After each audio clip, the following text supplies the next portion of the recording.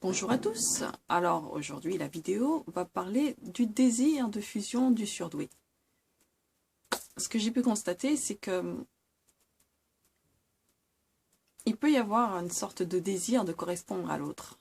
Parce on s'intéresse à cette personne, on la trouve intéressante, on la trouve amusante, on a envie d'entrer en lien avec cette personne. Et on se dit que le meilleur moyen d'y arriver, c'est d'avoir une passion commune, de connaître cette personne, savoir ce qu'elle aime, pour pouvoir faire un petit peu les mêmes choses, pour avoir quelque chose à se dire, quelque chose à partager. Là où ça devient dangereux, c'est quand on veut trop ressembler à l'autre et qu'on a un désir justement de fusionner avec l'autre. Parce qu'en faisant ça, on oublie sa propre personnalité, on oublie qui on est et on donne une telle place à l'autre qu'on s'en oublie soi-même. C'est ça le risque, de se perdre en fait.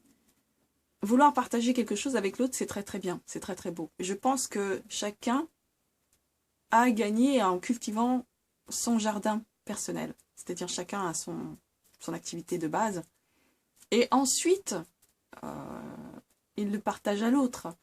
Et même si on est différent, ça ne veut pas dire qu'on ne peut pas être ensemble, qu'on ne peut pas être amis, qu'on ne peut pas travailler ensemble. Il y a des profils extrêmement différents dans les entreprises et pourtant ça va bien parce qu'ils se complètent tous. Et vouloir ressembler à l'autre, je ne dis pas que c'est mal, mais je pense qu'il ne faut pas le faire au détriment de sa propre personnalité, de qui on est profondément, en toute sincérité. Euh, je pense qu'on peut, même si on est différent, il y a forcément au moins une chose qui va nous rattacher à l'autre finalement. Et il y a des gens qui fonctionnent, qui travaillent par exemple ensemble depuis des années et qui sont en couple depuis des années et ça se passe très bien. Justement parce qu'ils ont appris à cultiver leur indépendance individuellement et que quand ils se retrouvent, ils n'ont pas l'impression d'être prisonniers, ils n'ont pas l'impression d'être prisonniers l'un de l'autre. Parce qu'ils ont aussi leur monde intérieur qui est respecté. Ils ont peut-être des amis en commun. Donc, d'un point de vue social, bien sûr, ils sont liés. Mais peut-être qu'ils ont des amis qu'ils ont chacun de leur côté, qui ne sont pas communs. Et l'un et l'autre respectent ça. Et je pense que la relation est beaucoup plus saine dans ce sens-là, où même si on a des passions communes, des passions différentes, on peut quand même vivre ensemble. Et je pense que il faut être toujours d'accord avec son ressenti profond. N'allez pas faire un truc que vous détestez pour pouvoir coller à l'autre. Vous pouvez très bien lui présenter votre passion, lui parler de ce qui vous anime, de ce que vous aimez.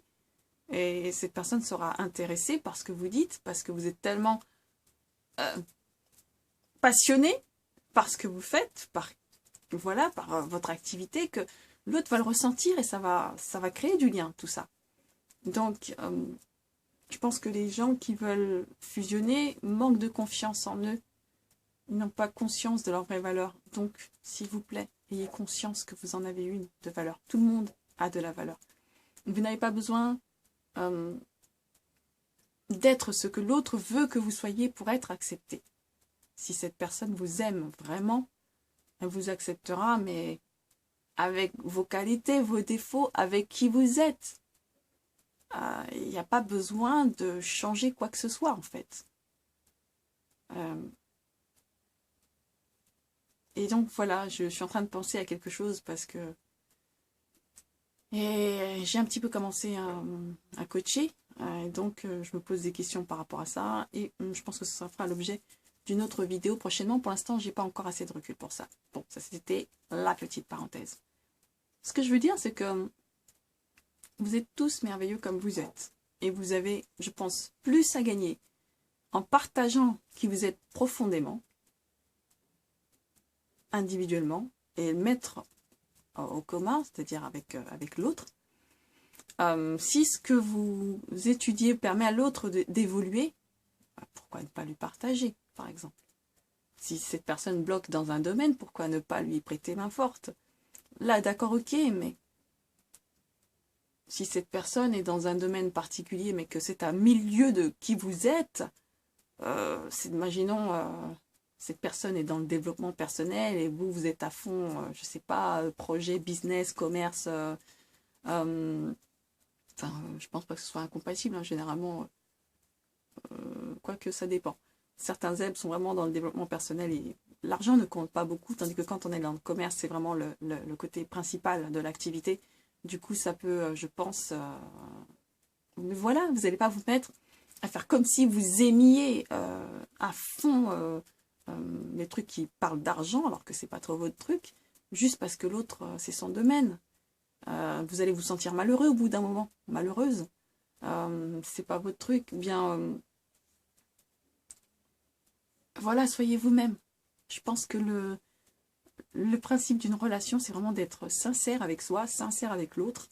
À partir du moment où vous êtes sincère, si quelque chose doit se faire, ça va se faire. Donc n'ayez aucune inquiétude là-dessus. Si ça ne doit pas se faire, c'est qu'il y a de bonnes raisons. Et croyez-moi, l'univers est très doué pour vous faire comprendre que c'est pas ça, en fait. Mais de toute façon, même si la relation que vous vivez ne finit pas bien, vous aurez appris quelque chose. Donc, c'est tout bénef, finalement. C'est tout bénef. Vous aurez appris quelque chose sur vous, sur l'autre, sur l'humanité, sur plein de choses, sur la vie, de manière générale. Alors, c'est pas perdu, en fait.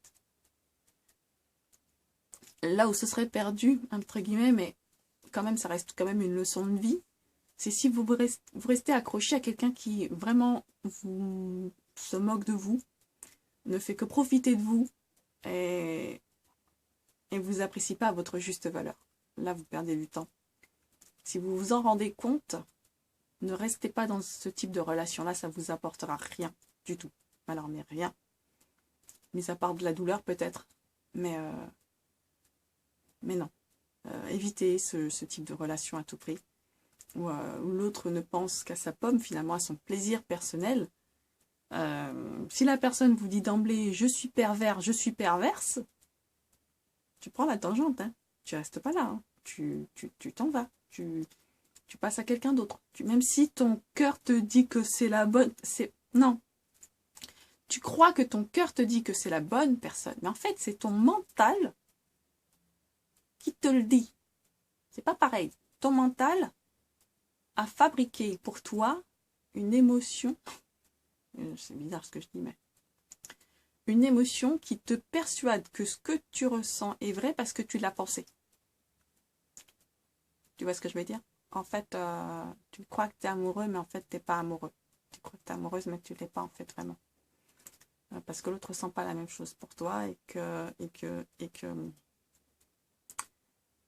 tu te projettes en fait trop vite avec quelqu'un qui n'en a rien à faire de toi et qui fera tout pour avoir des avantages pour lui-même ou pour elle-même, sans penser à toi.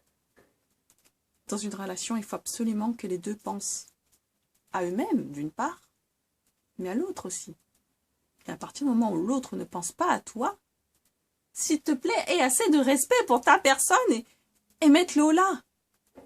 Je sais que tu te sens seul, ok, tu te sens seul et ça fait mal des fois. Ça fait mal de se sentir seul, ça fait mal en particulier quand ta famille te rejette, tes amis te rejettent, qu'il n'y a personne autour de toi, que les voisins te regardent d'un œil bizarre parce que tu es au chômage. Tu te dis que toutes ces choses-là font que tu n'as pas de valeur. Mais en fait, c'est faux. C'est tellement faux. Tu as de la valeur. Alors, s'il te plaît, rentre dans une relation qui te met à ta juste valeur. Il y a quelqu'un qui vient de rentrer. Quelqu'un qui te respecte. Et surtout, si tu es respectueux, respectueuse de l'autre, tu mérites d'être respecté à ton tour. Tu peux être timide autant que tu veux, tu peux, je sais pas, être maladroit, maladroite. Peu importe ce qui te qualifie, ce qui te caractérise, à partir du moment où tu es respectueux de l'autre, respectueuse de l'autre, tu mérites le respect en retour. Il n'y a même pas à tortiller. Il n'y a pas de... Non. Voilà.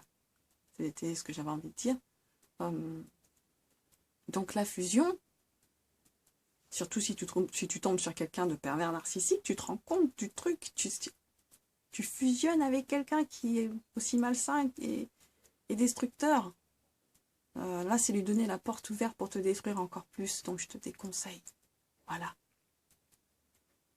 Est-ce que cette personne est en accord avec ce qu'elle dit, ce qu'elle fait? Ce qu'il dit, ce qu'il fait. Est-ce que c'est la même chose? Est-ce que tu sens qu'à la fin de la conversation, tu as ton libre arbitre? Est-ce que tu sens qu'à la fin de la conversation, tu as le choix? En fait, tu as le choix. Tu peux dire oui, tu peux dire non, sans problème. Sans que c'est... Voilà. Tout ça, on va en parler aussi encore dans une autre vidéo. Où je parlerai de la question de savoir dire non. Voilà, ce sera le sujet de ma prochaine vidéo. Je vous câline tous du fond de mon cœur et je vous dis à très bientôt dans une prochaine entrevue comme ça. Caméra, internet et vous, humain, derrière votre écran de télévision. Non, plutôt d'ordinateur, là, pour le coup. Sauf si vous regardez YouTube sur votre télévision. Bon. Et puis, prenez soin de vous. Ne bradez pas votre valeur pour quelqu'un que vous aimez, et surtout si cette personne ne vous aime pas en retour. C'est mon dernier conseil.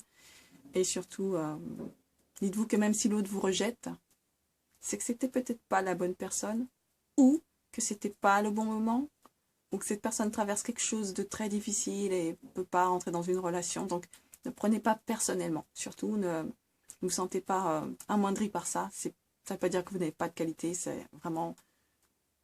Ça ne veut pas dire que vous ne trouverez jamais. Ça, c'est faux. Vous trouverez quelqu'un. Si c'est dans votre volonté d'âme, j'ai envie de dire, vous allez trouver finalement. Et même l'univers va faire en sorte que vous trouviez. Donc, ayez confiance en vous, ayez confiance que l'univers est avec vous et travaille avec vous et pour vous.